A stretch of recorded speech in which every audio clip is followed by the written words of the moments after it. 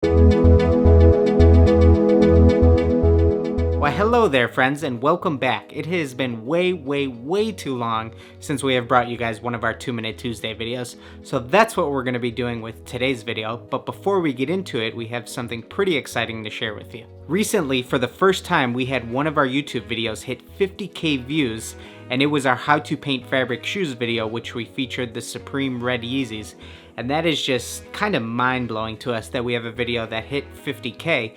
And what's really cool about that video and today's video is they have some correlation, because one of the most asked questions about that video is what vinyl did we use on these Supreme Yeezys, and how did we get some vinyl to lay down to handle a super crisp logo like that clean Supreme that we did. So that's what we're going to be covering in today's video. We're going to be talking to you guys all about this specific type of vinyl that works best when placing it on a fabric material. So without further ado, let's go ahead, throw 2 minutes on the clock and dive right into it. So my vinyl of choice for just typical everyday use is going to be the Oracal 811, because we're specifically working on kind of harder surfaces such as leather or synthetic materials that are featured on cleats. But specifically when we're working on fabrics, meshes, or anything like that, I like to switch over to the Oracal 651, specifically the glitter edition. Now this has a much stickier adhesive than the regular 651 of white or any other color, and much more so than the 811. So this is really going to hold down onto materials that are typically hard to place tape on top of, such as, mesh, nubuck, or anything like that. And another great tip that I heard from my buddy Billy over at True Blue Customs is if you're going to be doing this on something like a Roche, it's also a good idea to lay down a couple coats of Krylon matte finish before you lay down the vinyl on top of it. So specifically what I'm going to be working on today is the tongue tag of a Jordan 1 mid. And in my opinion, it's always a little bit easier to work on painted fabric rather than non-painted fabric. So I'm just going to lay down a couple coats of mist and give these a couple nice base coats on top of this tongue tag. So to cut any of my stencils, I use a combination of a silhouette cameo along with a little bit of Photoshop. So let's go ahead and dive into some of that. So we're going to go ahead and pull up whatever image we're going to turn into a stencil into Photoshop. And our main goal here is to turn any of the shapes that we want to cut out into a solid black. And depending on your level of kind of skill or how comfortable you are with Photoshop, there's a million different ways you can do anything in there. I kind of always tend to say, but I'm just gonna go ahead, use the magic wand tool in this situation, since anything that's purple is what I'm gonna turn into a stencil. So this should be pretty quick and simple to do.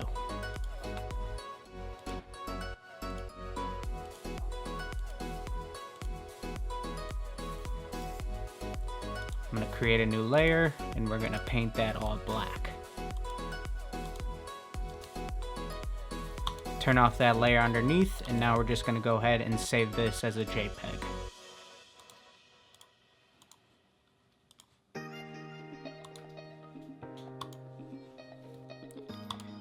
Next, we're going to go ahead and load this up in Silhouette Studio.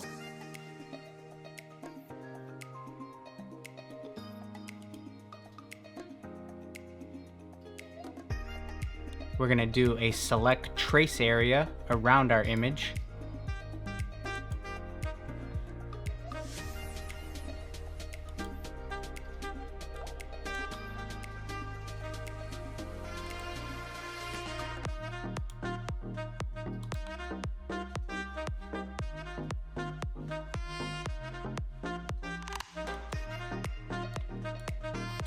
And now these red outlines are essentially our cut lines, and this is what's going to be cut out. Now the next thing that we need to do is just measure up the exact size we want this image to be. So we're going to go ahead, take a ruler, place that up against our tongue tag, and really try to get it down basically to a 1/16 of an inch or so on how big we want this to be. So I'm going to go ahead and do 1 inch in height, and we're going to get that as close as we possibly can.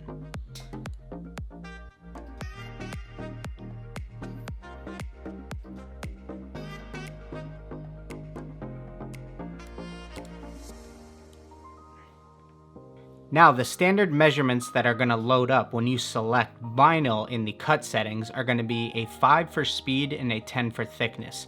This glitter vinyl is a little bit thicker, so I like to go at least 1 or 2 points higher on the thickness. So I'll tend to typically go like an 11 or 12, even if the recommended is 10 for most vinyls.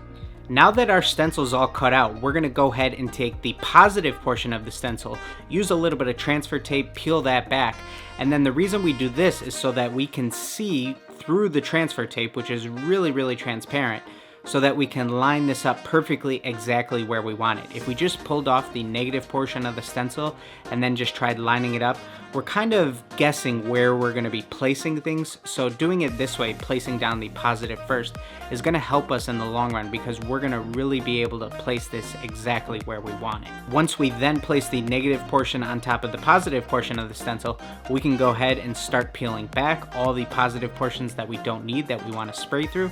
And then you wanna make sure to heat set this vinyl, and then it's really gonna grab onto this fabric. And as you can kind of start to see with enough of the heat, you really start to see some of the indentations, and you start to even see some of that stitching and stuff popping through, so you know that this vinyl is really adhering onto that fabric. Whereas if we just use the Oracal 811, which is my go-to everyday vinyl, it's just not going to hold down as well when push comes to shove and you start pulling and pushing on certain areas. The vinyl just has a lot more tendency to lift versus that Oracal 811 in the glitter edition. It's going to hold down super tight no matter how much pulling and tugging you're doing. Now I'm ready to go ahead and lay down a few coats of purple in my situation, and this is where it comes in handy of already having a painted surface. We know exactly how this color is going to lay on top of it, whereas if you were just painting this up against the tongue tag with no paint underneath, then you might have a little bit more guesswork when it comes to how are these coats going to lay on top. So this is also another really great reason to lay down a couple base coats underneath your stencil. Now that we're all done with our paintwork, it's time to peel back our stencil, and one little tip that I've mentioned in a couple of our other videos is this is where I like to pull back our heat gun out again and heat up that vinyl as you're pulling it back, and this is a great tip to make the vinyl come out a little bit easier. And if you're working on something like a hard surface like leather or synthetic, this is also going to really help prevent any paint peeling up also, so definitely heat up that vinyl when you're ready to pull it back. Now I'm just going to do a clean simple yellow outline around all of our purple lettering to really help tie these in together. And that is a wrap on today's 2-Minute Tuesday lesson of how to use vinyl stencils on top of fabric. I know we went well over our 2-minute mark for today's video, but this is a really interesting topic to me because it's something that I had no idea about for so long. I was always wondering why I could never get any vinyl to lay down on top of any fabric surface. I was always wondering what I was doing wrong or what the case may be. And then one day, thankfully, our buddy Chris over at Boosted Stripes gave us the suggestion that this glitter vinyl he had been using was laying down a whole lot better, and it had this crazy adhesive that he thought might work well on fabric. And sure enough, it holds down way better than anything else I've ever experimented with. So go ahead and give this a try if you plan on using any type of vinyl stencils on type of any fabric. Maybe you're going to be working on some Roches or a pair of the Yeezys. This is definitely going to be the best thing for you. And in our case, for the shoe we were working on today, just doing a really cool Lakers theme on a Jordan 1, you're just able to add these tiny little details on the tongue tag that just really help tie the whole theme together and really go a long way when your customer gets their shoes for the first time and they see all these tiny little extra details that you went out of your way to do. So thank you guys for checking out another one of our videos. We hope you guys enjoyed today's 2-Minute Tuesday segment. We definitely plan on bringing these back hopefully every other week because this is something that you guys really enjoyed and we had some really great feedback from. So if there's any other video or topic that you guys would like to see covered in a 2-Minute Tuesday, just go ahead and let us know in the comments below. If you guys haven't already, please give this video a like. It really helps the channel grow. We would greatly appreciate it. If you're not already, make sure you hit that subscribe button, and we will see you guys in that next video.